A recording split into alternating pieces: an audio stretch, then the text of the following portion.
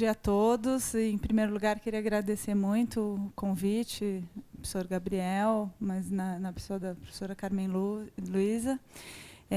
Agradecer o convite da BMS, a oportunidade de debater esse assunto, né? Os meus colegas aqui de mesa, colegas de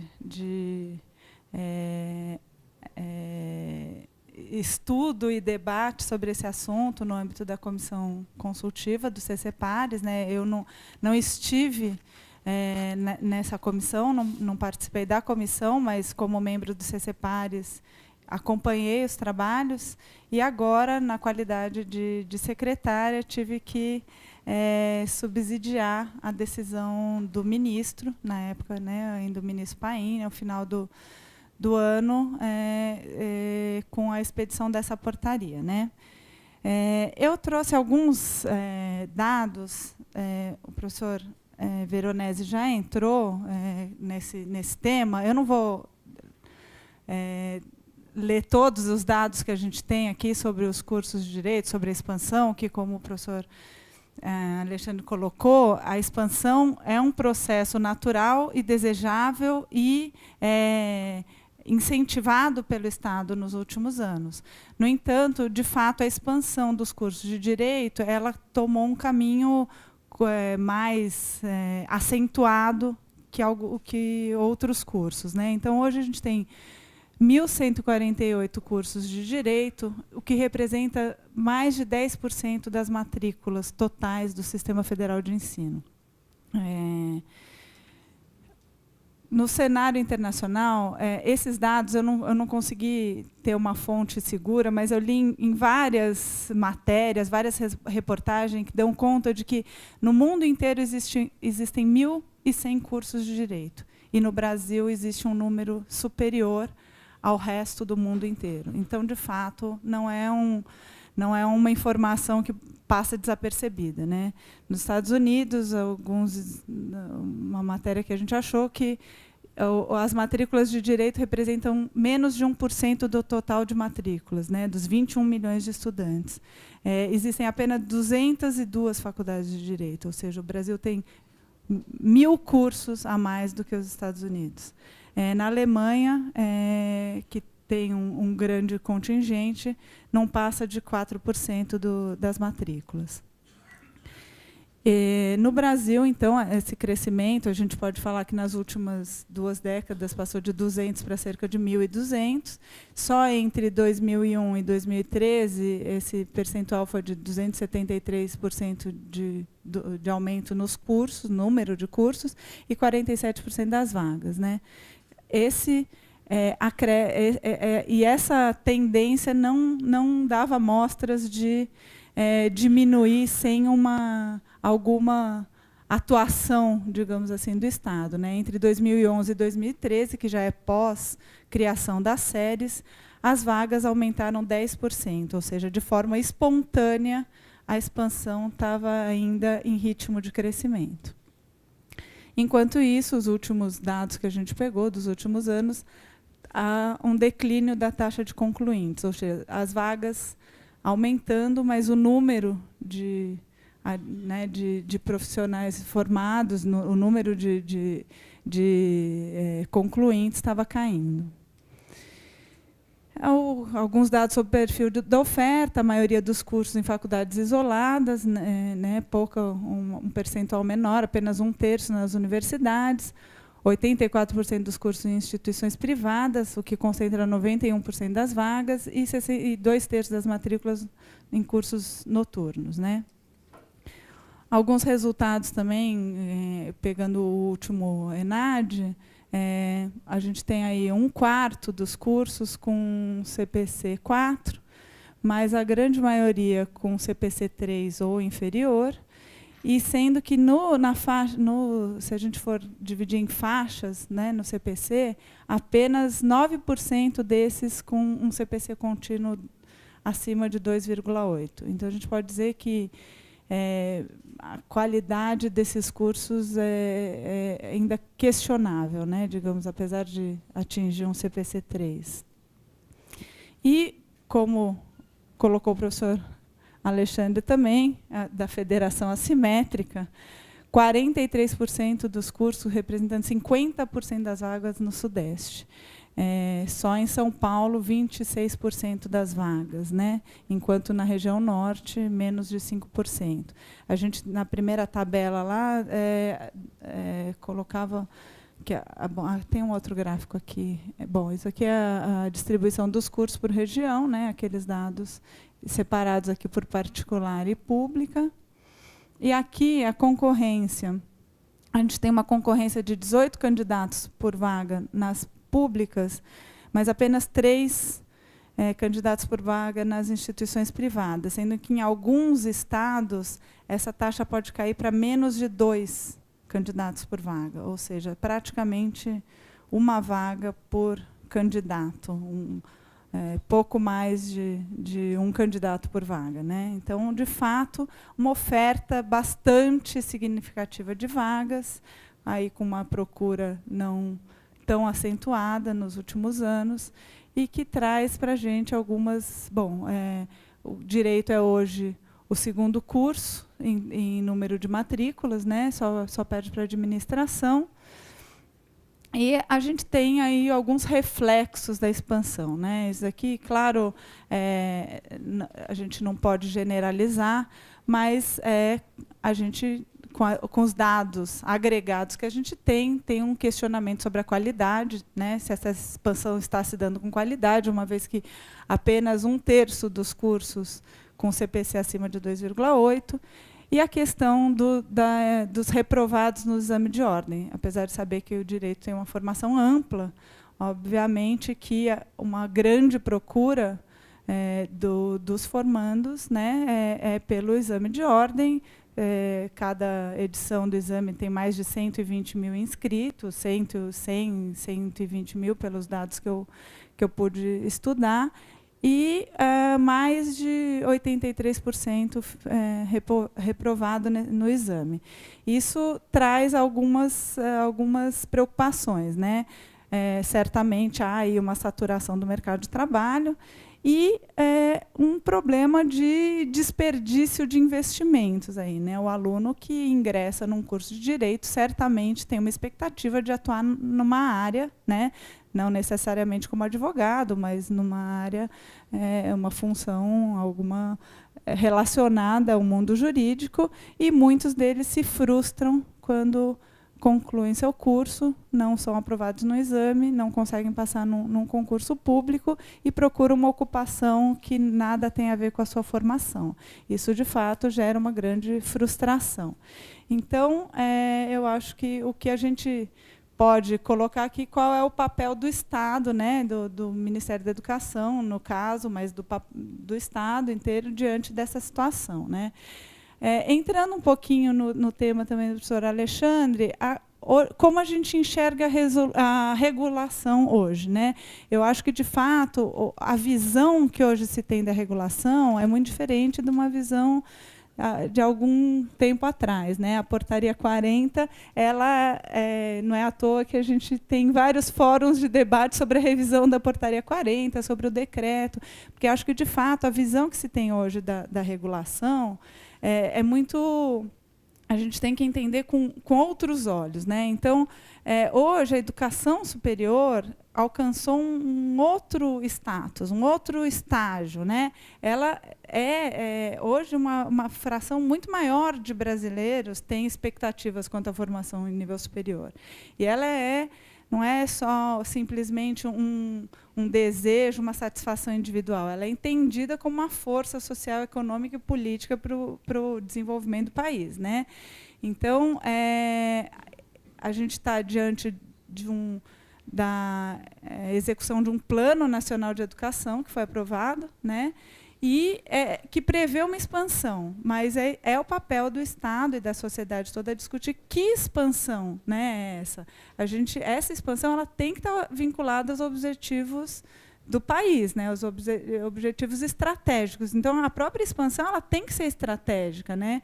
Então, hoje a gente entende que o papel da regulação, ainda entendida a regulação como regulação, supervisão, avaliação, né, ele tem, sim, que é a sua função primordial, que é zelar pela qualidade e regularidade, mas é muito mais do que isso. A gente tem que identificar quais são as necessidades de formação, atuais e futuras, para a gente atuar de forma estratégica e inteligente para fomentar algumas áreas, né? E talvez desincentivar outras, né? Então, a integração entre a formação e os setores produtivos é cada vez mais importante para o país, né? E, então, a regulação não basta só a gente se preocupar com a avaliação, né, estrito sensu, mas as análises sobre taxa de ocupação, concorrência, vagas ociosas, o percurso do aluno, o que acontece com aquele aluno após a formação, são preocupações cotidianas do Ministério da Educação, né?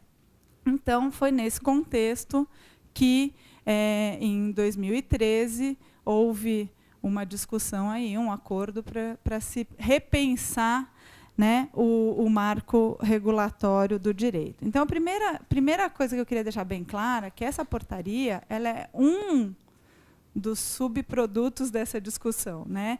Inclusive, ela é relativa ao estoque. Ela é uma portaria que ela tem um prazo de validade.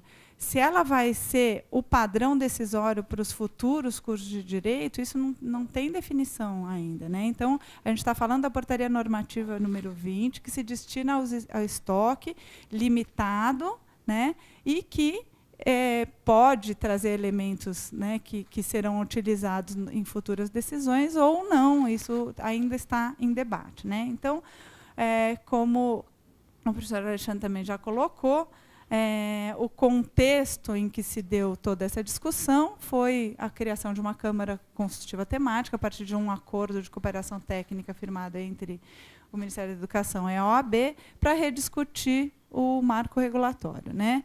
Essa Câmara Consultiva entregou os seus trabalhos, apresentou os seus trabalhos no âmbito do CCPARES, e o primeiro, né, então, resultado dessa discussão, o primeiro não, porque alguns resultados já foram incorporados, por exemplo, em algumas alterações feitas nos instrumentos de avaliação, né?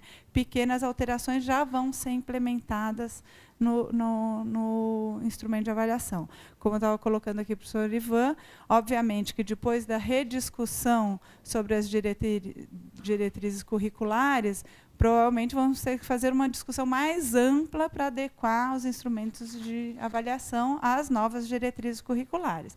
As diretrizes foram encaminhadas pelo ministro no final do ano ao CNE, e a gente espera que haja um grande debate no CNE sobre essas diretrizes. A SERES não quis ainda se manifestar, porque esse foi um produto da Câmara Consultiva, mas provavelmente a SERES terá o seu papel, o CCPARES terá o seu papel, e toda a sociedade, todos os atores, né, poderão enriquecer esse debate no âmbito do CNE. Então, a primeira definição que saiu é que a gente precisava aprimorar a questão do padrão de qualidade. A gente, há bastante tempo, vem publicando os padrões decisórios, né, das SERES, e a questão da qualidade vem ficando cada vez mais presente e de forma mais clara.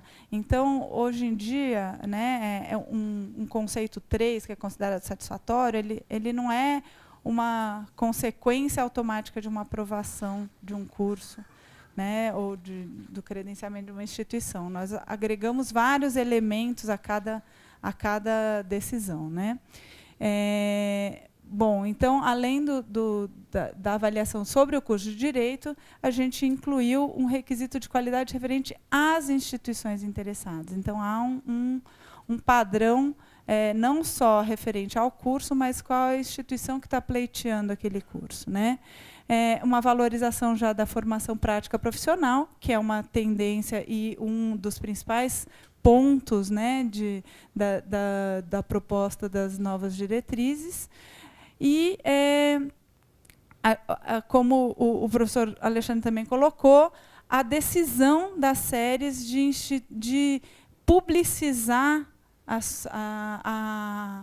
e dar transparência a análise dos processos, né? Os parâmetros para análise dos processos. Então, a tentativa de publicar a portaria com todos os detalhes sobre como seria a análise do processo a partir dos insumos, né? E aí combinando o insumo, avaliação com o insumo, parecer da OAB, já é dada exatamente para garantir a transparência e a sistematização e a não variação desse padrão para os regulados, né?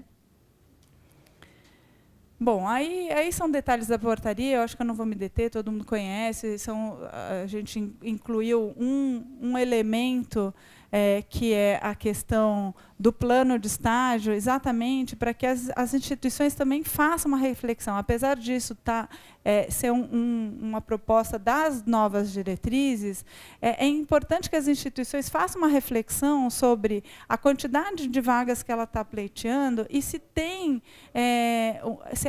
se isso está condizente com um plano de estágio para esses estudantes, se esses estudantes vão ter aonde exercer, né, a sua formação prática. Então, isso é importante e pode ser um elemento que defina, por exemplo, o número de vagas que vierem a ser autorizadas, né? Se a instituição não conseguir demonstrar que tem um plano de estágio bem desenvolvido para aquela quantidade de vagas que ela está pleiteando, isso pode ser um elemento para decidir a concessão de um número de vagas inferior ao que está sendo pleiteado, por exemplo. Bom, a regra geral, antes de entrar no padrão decisório, isso são questões ainda, são requisitos de admissibilidade, digamos assim, né? Se a instituição tiver com seu ato autorizativo vencido e sem pedido de renovação, sequer vai ser avaliado o seu pleito, né?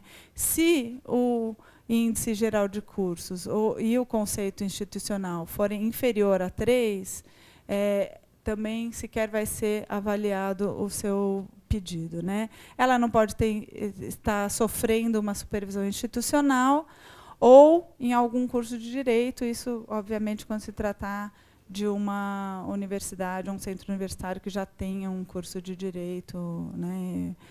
E inexistência de penalidade institucional no curso de direito aplicado nos últimos 2 anos, isso também é uma regra já conhecida, né, da legislação educacional.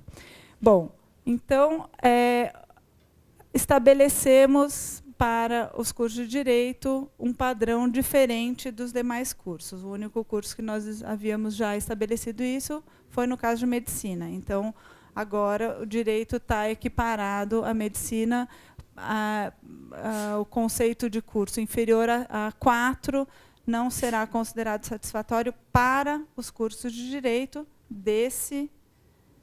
do estoque, como eu disse. Esse é o padrão para esses análises desses cerca de 90 processos que se encontram ainda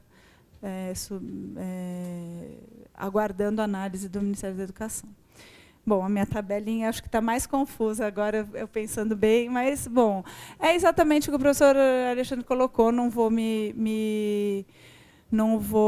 me deter aqui, vocês já provavelmente estudaram, já fizeram as suas tabelinhas próprias, mas é exatamente aquilo. Eu acho importante colocar da forma que o professor Alexandre colocou.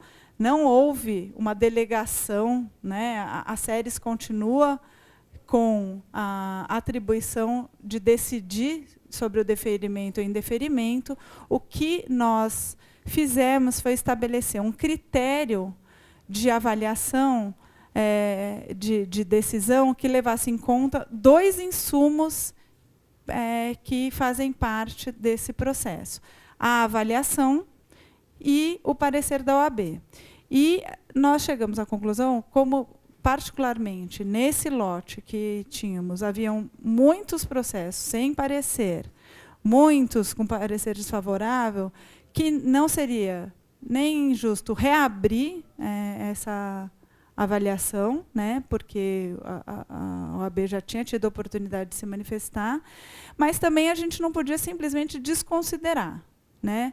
Então, a decisão que foi tomada com a concordância da OAB, que a gente criasse um padrão decisório em que, quando o insumo da avaliação fosse no sentido de uma qualidade né, marcante, ou do curso, ou da instituição, nós não consideraríamos o parecer desfavorável como impeditivo do deferimento, né? Ele nunca foi impeditivo, mas também simplesmente não levar em consideração uma opinião do órgão que tem por atribuição, né, também a aprimoração dos cursos de direito, também não faz sentido.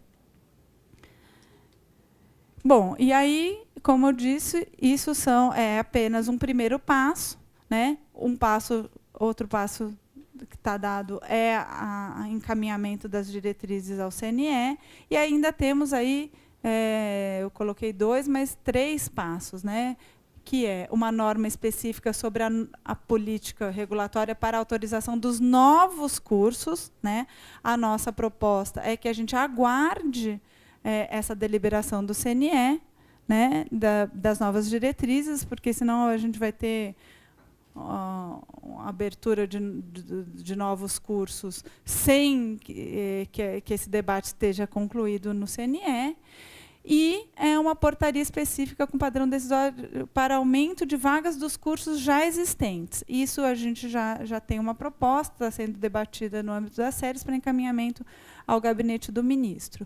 E o terceiro passo, depois da aprovação das novas diretrizes, seria, então, a revisão dos instrumentos de avaliação já adequados, né, às novas diretrizes, como a gente está fazendo, por exemplo, agora, no caso dos cursos de medicina, que tiveram diretrizes aprovadas, e o instrumento está inteiro sendo revisto para adequação às novas diretrizes.